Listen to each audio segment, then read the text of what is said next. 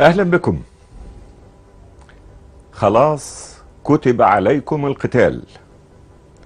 المجلس العسكري وحكومته مش مستعجلين يعزلوا فلول العهد البائد، والفلول استقوا دلوقتي، صوتهم علي دلوقتي، انتشروا في كل مكان، في المظاهرات، في ندوات التلفزيون، في المؤتمرات.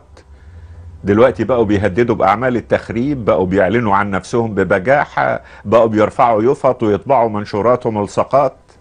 دلوقتي واحد منهم في نجع حمادي بيقول مش هنسيب البلد لبتوع التحرير إذا ظهروا في الدوائر الانتخابية بتاعة الوطني، الدوائر اللي زورها ليهم وورثها ليهم المخلوع. وواحد بيقول هنقطع رجلهم من الصعيد، وواحد بيقول هنتعامل بالغواء. مفيش قدامكم حل، كتب عليكم القتال. ادي نتيجة ان احنا فرطنا في الثورة وروحنا. ادي نتيجة ان احنا سلمناها للمجلس العسكري يتصرف فيها لوحده. ادي نتيجة الاستفتاءات والتعديلات والاعلانات الدستورية والمتاهات والقوانين اللي حطها ترزية القوانين الجدد.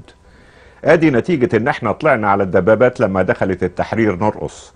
ادي اخرة الهتاف اللي كان للسماء الشعب والجيش ايد واحدة.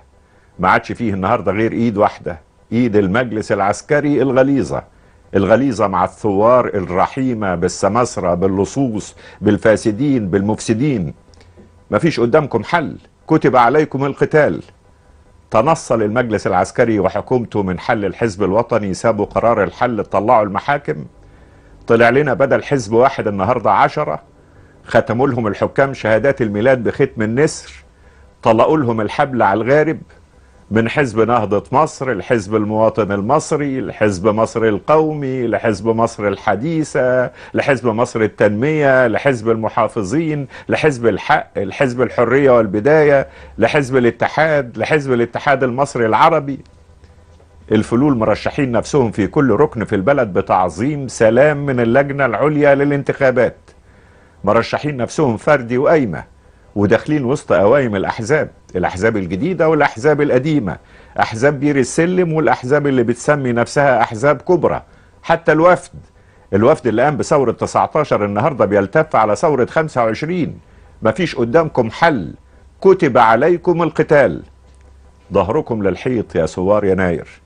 دللكم المجلس العسكري لغاية اما تمر الأيام الأول، وبعدين حطكوا على الرف. خانوكم المنافقين اللي تسللوا للنخبة. لعبت بيكم الأحزاب عشان تقسم فيما بينها الغنائم، مرة تزوق بيكم القوايم، ومرة تبيعكم على أول ناصية. ضللكم الإعلام، دوهكم بأضواءه لغاية ما تهتوا أخيرا في الزحام. مفيش قدامكم حل، كتب عليكم القتال. فين أنتم النهاردة وفين الانتخابات؟ من أنتم عشان يتعمل لكم حساب؟ بإيدكم انتم مش بإيد غيركم. علقتوا رقبتكم في المشانق، كل واحد انشغل بمصلحته. انقسمتوا زي خلايا السرطان، نافستوا بعض واتأمرتوا على بعض واتفرقتوا في جماعات وجبهات وائتلافات، اللي باسم الثورة واللي لحماية الثورة واللي لإنقاذ الثورة واستمرار الثورة، والثورة من ده كله براء. مفيش قدامكم حل، كتب عليكم القتال. ليكوا أحزاب ولا ملكوش أحزاب؟ في راس القوايم ولا في ديل القوايم؟ ولا مرشحين نفسكم فردي بلا سند ولا مال ولا جاه ولا حسب؟ حتى لو كنتم بس ناخبين، خلاص كتب عليكم القتال. كتب عليكم القتال وهو كره لكم. كان كره لكم من يوم ما قمتم بالثورة. من يوم 25 قلتم سلمية سلمية. ساح دمكم يوم 28 وفضلتوا تقولوا سلمية سلمية. دخلوا عليكم البلطجية في التحرير بالجمال وبالبغال وبرضه صممتم سلمية سلمية. اتمسكتوا بالقانون، خلعتوا مبارك بالأصول، قدمتوا القتلة للمحاكم من غير انتقام، ناديتم بوقف الفساد والإفساد والانحراف والتربح والكسب الحرام بقرارات ومراسيم، وتطهير البلاد بالقانون، وتطبيق الديمقراطية بالقانون. اتقال لكم عمر ما كان فيه ثورة سلمية، عمر ما كان فيه ثورة بالقانون، عمر القتلة ما يعرفوا قانون، ولا التطهير يبقى بالقانون، ولا الغدر يتقابل بالقانون. صممتوا سلمية بالقانون. ادي اخرة القانون. ما طلعش قانون للعزل ولا قانون للغدر ولا قانون للتطهير. السلطة رمتكم في الخلا فريسة لضباع الحزب المنحل. كتب عليكم القتال، مش هنكون فريسة. هيطلع الشباب، كل الشباب اللي عمرهم ما صوتوا هيطلعوا يدوا صوتهم لمرشحين الثورة بالملايين. هنقاوم فلول الوطني في كل شبر في مصر. هنوزع قوايم أعضاء الحزب المنحل اللي استولوا على كراسي برلمان مبارك بالتزوير عشان ما حدش ينتخبهم تاني. القوايم موجودة عندكم على النت في 1000 مكان. هنعمل زي ما عملت كفاية هي و6 ابريل وحملة دعم مطالب التغيير، زي ما عملوا في اسكندرية، فتحوا معرض في المجمع النظري في جامعة اسكندرية، وزعوا فيه مئات المنشورات فيها اسماء الفلول واسماء الاحزاب اللي خرجت من ظهر الحزب الوطني عشان يعزلهم الشعب. هنعمل حملات في الفيسبوك، على تويتر، على كل المواقع الالكترونية الممكنة، زي حملة امسك فلول اللي فيها اكتر من 80 جروب بتفضح الفلول. هنشكل لجان زي اللي شكلها الشباب باسم خد بالك، عشان الناخب ياخد باله من مرشحين عهد الاستبداد. هنطبع وهنوزع ملصق الفلول اللي صممه عبد الرحمن سمير عضو شباب الجمعية الوطنية للتغيير، موجود على موقع الجمعية ملصق مكتوب عليه: هذا المرشح فلول، لا تصوت لمن أفسد مصر. هنلزقه على كل يفط مرشحين الفلول.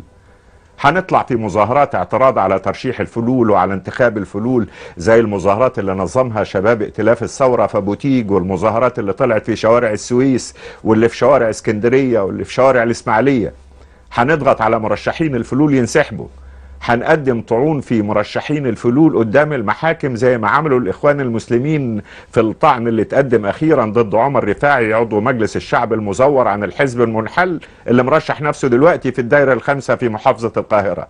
كل المحامين مدعوين انهم يطعنوا في مرشحين الحزب المنحل، مستندين الى حكم مجلس الدولة بحل الحزب الوطني.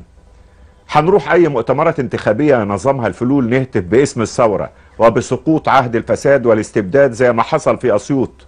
واهم من ده كله، اهم من ده كله، كل واحد مننا هينصر ابناء الثورة الحقيقيين. كل واحد مننا في منطقته عارفهم واحد واحد، هنتلم حواليهم، هنوزع منشوراتهم، هنمشي بين الناس ندعي ليهم، هنجمع ليهم تبرعات حتى ولو كانت بقروش، هنحميهم، هنحرسهم. عندنا اجازات اعياد مش هتضيع مننا اجازات الاعياد. هنحضر للعيد اللي هتنتصر فيه الثورة، والثورة هتنتصر رغما عن انف الكل، سواء كانوا فوق ولا تحت. احنا ما طلعناش يوم 25 عشان يسقط مبارك لوحده، طلعنا عشان يسقط النظام، طلعنا عشان تسقط مؤسسات النظام، طلعنا عشان يسقط أتباع النظام، طلعنا عشان تحيا مصر، عشان نقيم نظام جديد، نظام حر، نظام ديمقراطي، نظام فيه عدالة، نظام فيه كرامة، نظام فيه فرص متساوية، نظام طاهر، نظام شريف. لو كان بعضهم عايزها مجرد انقلاب ولا حركة إصلاح، فاحنا قلنا ثورة وهتبقى ثورة. هنفضل برضو نقول سلمية سلمية، لكن لو أرامل مبارك هيدخلوا الانتخابات بالبلطجة، هيدخلوا بالغوغاء، لو لسه صوتهم هيعلى، لو هددوا بتوع التحرير، لو رفعوا السلاح، خلاص ملناش صحيح في السلاح. إنما كتب عليكم القتال وهو كره لكم. نشهد الله إن كل ده هيكون بسبب تراخي المجلس العسكري، ونشهد شعب مصر إن احنا لسنا البادئين.